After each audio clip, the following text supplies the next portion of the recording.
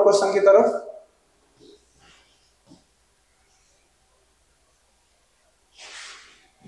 अठारह number question में आपके पास दिया गया है,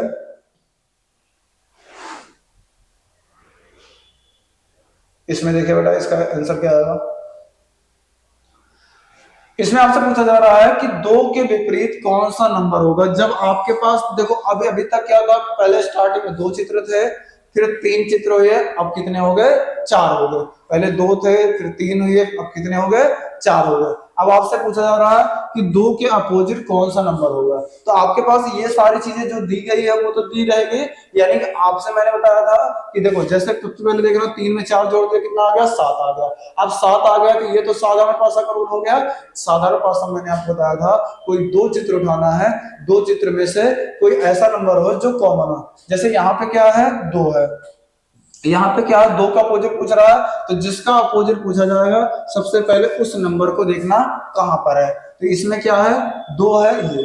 अब यहाँ पे बेटा देखो तीन और चार, तीन और चार दो जगह कॉलम में कॉमन आ गया। जब दो नंबर एक साथ कॉमन आ जाते हैं तो बच्चे ये नंबर मैंने आपको बताया था एक दूसरे क्या होते हैं, अपोजिट होते हैं। तीन चार ये तो हमारे कॉमन मिल गए, तो दो का अपोजिट क्या हो जाएगा, पांच। यानी पांच किस ऑप्शन में दिया गया है, आपके थर्ड ऑप्शन में दिया गया है। तो आपका राइट आंसर कौन सा हो जाएगा, थर्ड आपका राइट आंसर हो जाएगा। ठीक है, चलिए नेक्स्ट चलते हैं। अब इसके बाद 19 नंबर की तरफ चलते हैं। 19 नंबर में भी आपको सेम यही दिया गया है, तीन के विपरीत कौन सा नंबर होगा, ये आपको बताना है कि तीन के अपोजिट कौन सा नंबर होगा, ये आपको बताना है। ठीक है, तीन के अपोजिट कौन सा नंबर होगा ये आपको बताना है। फटाफट आप बताइए।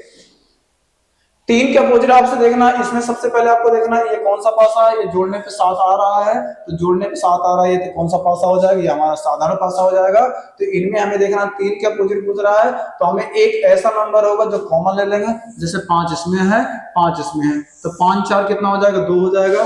पांच चार दो, यहाँ पे क्या आ जाएगा, पांच तीन एक, तो पांच तीन एक। आपसे पूछा जा रहा है क्या, तीन के अपोजिट, तीन के अपोजिट बेटा क्या हो जाएगा, चार। यानी कि आपका राइट आंसर किस में आ जाएगा, थर्ड ऑप्शन में आपका राइट आंसर आ जाएगा। ठीक है, चलिए नेक्स्ट चलते हैं।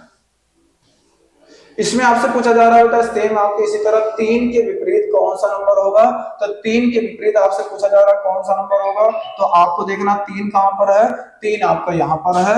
तीन के पास में देखो छह पांच है, तो छह पांच है, तीन का अपोजिट क्या हो जाएगा, चार। तो यानी कि तीन का अपोजिट चार, यानी कि ये आपका राइट आंसर हो जाएगा। बस इतना आपको ध्यान रखना है। चलिए नेक्स्ट चलते हैं। चार चित्र हो या तीन चित्र हो बेटा, बस आपको इतना ही इसमें ध्यान रखना, ज्यादा आपको सोचने की जरूरत नहीं है, बस इतना आपको ध्यान रखना है बस। जैसे इसमें दिया गया है, ये क्वेश्चन आपके लिए होमवर्क में रहेगा। एक और मैं आपको दे देता हूं कि ये भी आपको क्या नाम है, बिल्कुल आसान क्वेश्चन है। आप इस क्वेश्चन को भी आप एक बार अपने आप से कर लीजिएगा। चार चित्र में से आपको ये देखना है कि कौन सा एक ऐसा है जो कॉमन नंबर है, कॉमन नंबर से क्लॉकवाइज आपको घुमा देना है। ठीक है ना।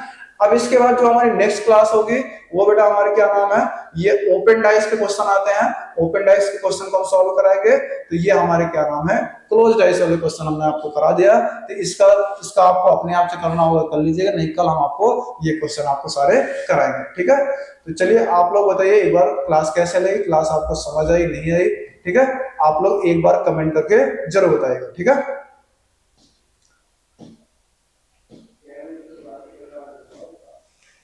चलिए ठीक है, चलिए आज की क्लास के लिए बस इतना ही रखते हैं, बाकी हम कल मिलते हैं। थैंक्स फॉर वॉचिंग, जय हिंद।